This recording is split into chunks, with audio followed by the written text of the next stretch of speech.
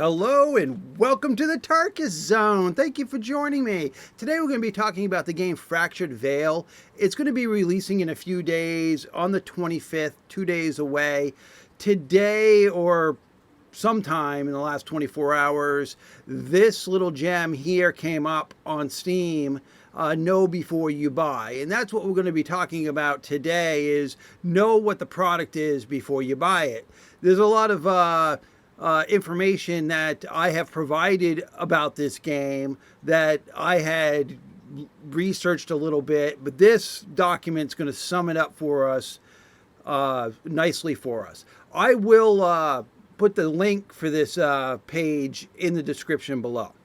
All right, and I'm going to bullet or I'm going to just cherry pick some of the stuff. So if you really wanted to really know every detail of what you need to know before you buy, then go to the link and read the document for yourself. It's made with Unreal Engine 5. What is included in the first release of Fractured Veil? In-depth base building and tier crafting system. I've talked about that before. Land claiming system. Obviously, the totems there that we saw in the other videos. You've got your PvE only zones. The mutant siege system with base destruction. Dungeons ranging from narrow to open spaces. Harvesting, hunting, scavenging to eat, drink, and survive. A day-night cycle with different types of weather, Hawaiian weapons, tools, clothing, armor, and items. RPG-inspired player progression with talents, abilities, and skills. Open world featuring 64 square kilometer map based on the topography of Maul. Complex yet character customization worthy of any role player. Basic implementation of fishing. Our 24-hour live streaming AI drone. Okay, that's cool. So it looks like they've got a drone in the game that is just probably, it's an AI. So it's basically programmed just to fly around and videotape what's going on. Or I say videotape, that dates me, right? Video record, digital record. I predate the Betamax. So if that tells you anything about me. Yes, I'm old. So what is the biggest pain points according to the devs and the testers? Audio and music. They're going to incorporate that. I talked about that in a previous video about them incorporating Hawaiian style culture music. Animations, there's a lot to be done with the animations. I guess this is really, these are like growing pains list, like things if they're doing, but they obviously can always perform better with. The performance, they did a big series of performance improvements since the upgraded to 5.1 Unreal Engine. But then there's always room for improvement.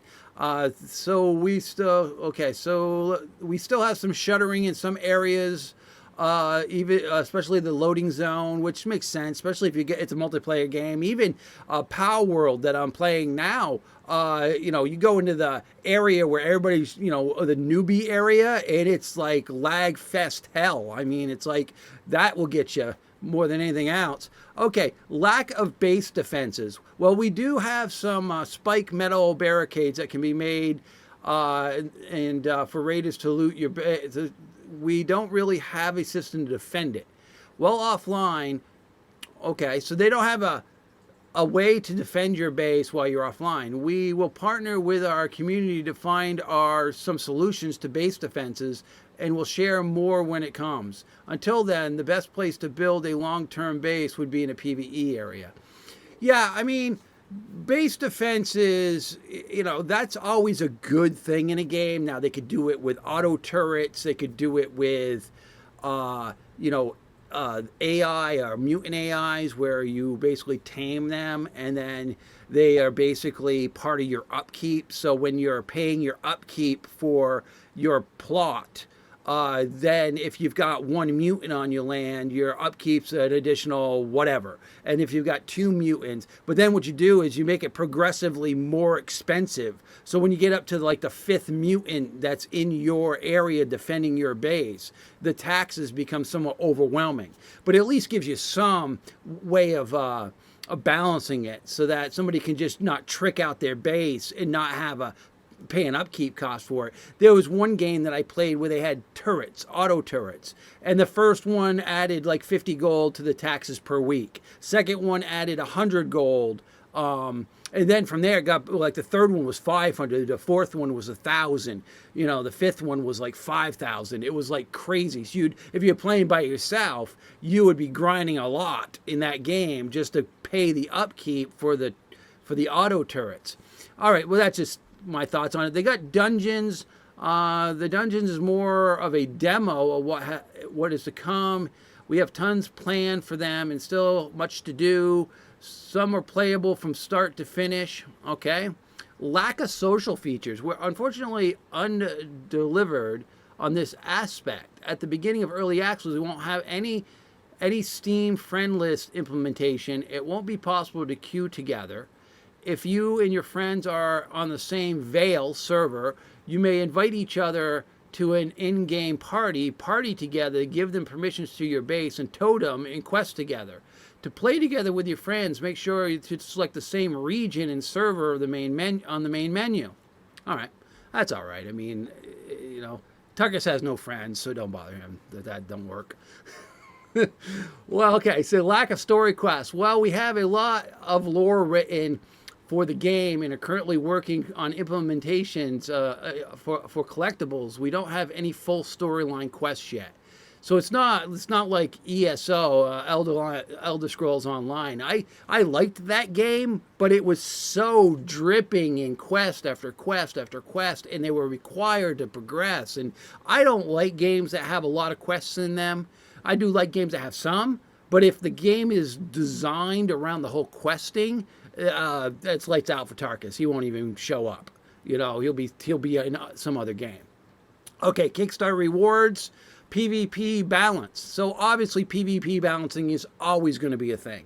Until you get human players going at it at each other and trying to gimp the system for benefit, you won't know what your balancing issues are. Frequent updates, voice chat. For the longest time, our testers have had the voice chat in-game. This wasn't working the way we wanted and never reached the quality that was satisfactory to us, not to mention being heavy on performance. Yeah, voice over IP in any video game is hungry it can cause a lot of problems with your game. We have decided to remove this feature for the time being. Yeah, I mean, you got Discord. I mean, in-game voice is nice when you're walking up to somebody you don't want to type. You just want to say, hey, how's it going?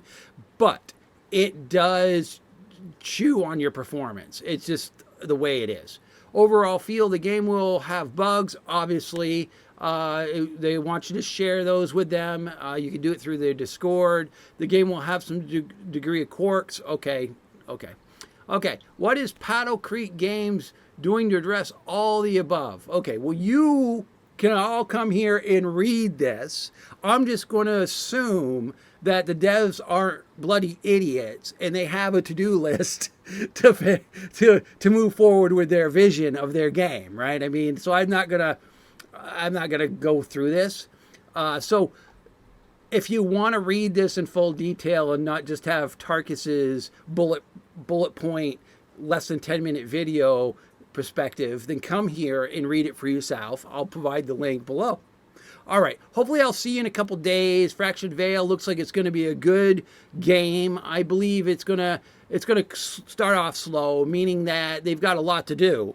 But at least they got the core game. It's going to be like $25 American, and it's going to release at 2 p.m. Eastern time, I believe, on the 25th for me.